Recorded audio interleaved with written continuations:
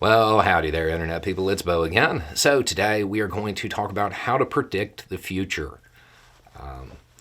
And we're going to do this because I got a message. The message itself is incredibly long. I'm going to kind of paraphrase it and cut it down a little bit because the overall question is very useful, the answer to it. And it's something that's important for everybody to remember. Okay, the beginning of it is just kind of like a giant ego stroke to me, but you have to sit through that part to get it. It starts off by saying, hey, I started watching you under Trump when Portland was going on, and I watched you predict what he was going to do, how it was going to fail, and what the response would be. Then I watched you predict January 6th and what was going to happen in Afghanistan. I would like it noted that if you go back and watch the videos about Afghanistan, it looks like I predicted it. I thought it was going to be worse, just to be clear on that. Then says, I watched you predict the stuff in Ukraine, and goes on. And then eventually he's just like, and I came to realize violence is your jam. Not terminology I would use, but I get the point. And you're right. That is something I know a lot about. Then he goes on to say, recently you said the ruble was going to fall, and then it did. And then you said dengue was going to show up in Florida, and it did. You have pointed out that you don't know anything about economics, and I'm pretty sure you're not an epidemiologist. You're right. You are right. So the obvious question there is, what's the magic? The magic is I know I don't know everything.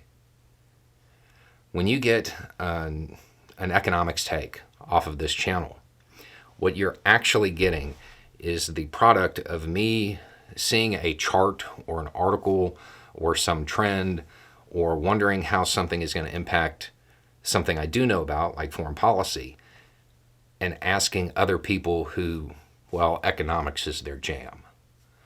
I have 3 people that I talk to. What y'all are getting is a composite of that. Experts in their field, people that really know their stuff.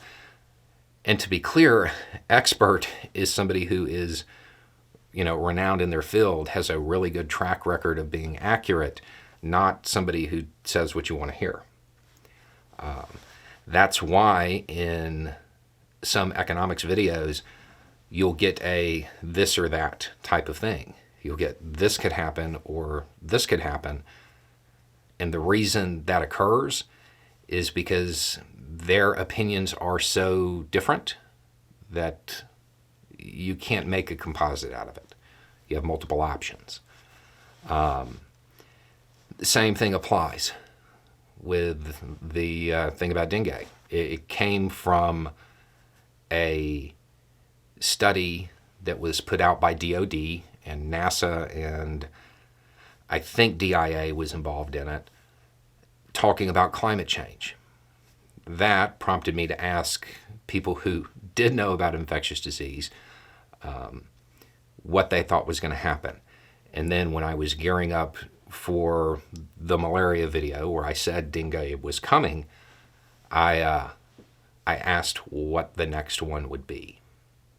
And they said it would be something mosquito-borne, and the most likely answer was dengue.